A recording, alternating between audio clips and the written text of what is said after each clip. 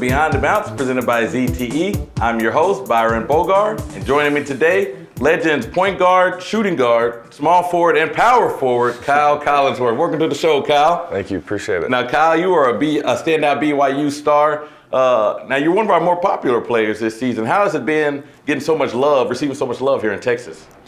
I mean, it's good. I think come from BYU, wherever you're at, you always have, a fan base. So we got that in college when we play teams in the WCC. We have more fans than them sometimes. So that's always been nice in my career, just to have that support wherever I go. Okay, and now growing up in Utah, Provo, right? You're right. In Provo, Utah. What were some of your hobbies as a kid? I love to play ping pong. Okay. I'm a big ping pong player, tennis, and then just the outdoors. In Utah, there's big mountains. So just being outside and enjoying the outdoors. Skiing, snowboarding? No, to stay away from that? Yeah, just because of basketball. Now, you went to Mavericks in training camp. Right. Did you get a chance to play Coach Carlisle? I hear he's a ping pong whiz. Did you get a chance to play him at all? I didn't. It was all business at that time, but maybe one day. Maybe. Right.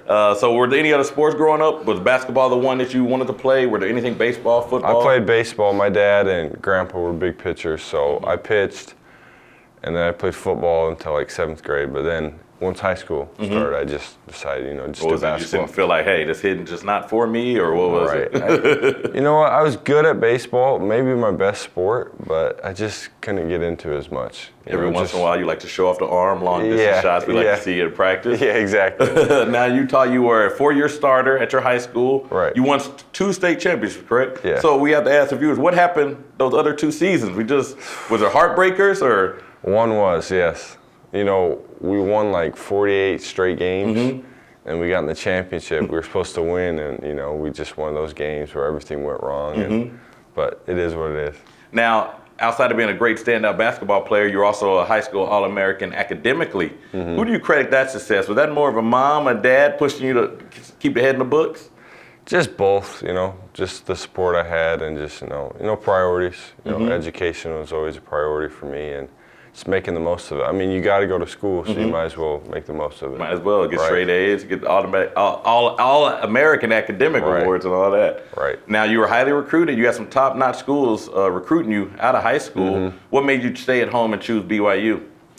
I think just my older brother. He was just returning from a mission, and my best friend, Brandon Davies, who went to high school. We were teammates. They were all going to be at BYU. Brandon was already at BYU, my brother was coming back, so it would be the 3 of us. So I think just being able to play with those 2, kept me around. Now, your freshman season, you got to experience some Jimmer mania. Yeah. How was that whirlwind of a season? Is there a favorite memory that you can get into and tell us about that season? I remember we played San Diego State at home with Kawhi Leonard, and they had a really good team. And you literally couldn't hear anything. It was so loud. I've never been in an atmosphere like that. I mean, there's about 20,000 people packed, and you could hardly hear the whistle sometimes. We keep playing through whistles because we couldn't hear it. It was crazy. Now, what was your toughest game? Would that be one of your toughest games to get through? One where you really maxed it out 100% while you were at BYU? Would you say that was one of your toughest to play? Yeah. I mean, there's been a lot. I think my senior year, there's one game in the NIT where I was sick, super sick. I lost 10 pounds, had the flu terrible, and I just showed up that day and just played. Oh man, you still play through it? That's that grit that the Legends fans love seeing right now. Right. Now, after your freshman year, you took your mission. It's a 2-year mission. Right. Tell us some of your service that you did during your mission.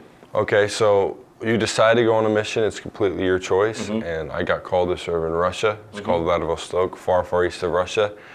And during that time, you just do service for people, and you teach people about Jesus Christ. And it's a time for 2 years where you completely just give up yourself, and you just help people. And the growth you get when you just forget about your worries and yourself, and you just commit to help other people, you can't simulate that.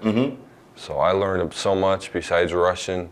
I learned a lot about myself and, just about what's most important, Jesus Christ and helping other people. And how do you think that helped you when you got back to college? You had already played a season, you sat out 2 years. How did that help you when you got back? It's pretty interesting because it took me about 6 months to learn Russian, where I could, speak it fluently. And then end of my sophomore year, I actually tore my ACL. And the plan was to make it back in 6 months. So I kind of knew what it took to just give everything you had for 6 months, take it one day at a time, learning Russian, and that kind of helped me with my ACL. Just, taking it one day at a time, focus on what you can do, control the controllable, all those things. So it's pretty interesting. That's one thing I can pick out for sure. So now being a professional athlete, that can help you out still, because that's all you can do is control what you can control. You're an NBA talent. Not an NBA right now. We're looking to get you that call-up, but that is what you can do, control what you can control. Exactly. Now with your mission, is that something you get to choose what year you get to do it? Do a lot of people do it after like that early on in their college, or do they wait kind of till the end? They usually do that early. Now you can go at age 18, so right out of high school. Okay. So right now everybody's right when they graduate, they go, and then they come back and start college. Okay. Now, like we mentioned, your versatility. You play 1 through 4. Have you always had versatility on the court like that, being able to know your worth on defense and defense, guarding multiple positions, and being able to play offense with different positions? Yeah, I think rebounding. I had 2 older brothers, so if you wanted the ball, you had to rebound. So, and my mom played college basketball. She's a great rebounder. So I think that's more of an innate ability combined with playing with older brothers. Okay. And then defensively, I've just always had to guard multiple positions. Like when we played Gonzaga, I'd guard Wiltshire. Then all of a sudden, if we were to play another team and their point guard was the best player, I'd guard him. So I just got used to that in college, guarding 1 through 4, and on offense, just having the ball in my hands and being versatile to do whatever. Now looking forward to that versatility, getting you an NBA call-up. So you mentioned mom played a little basketball. Who's the top athlete in the Collinsworth family? I'd like to say me. Right now, my wife is. She runs track for BYU, the 800 meter. Okay. Last year, she finished 3rd at nationals. So this year, she's hopefully, will take 1st. 800 meters. Woo, that that hurts ain't for thinking me. about it. That ain't for me. Yeah.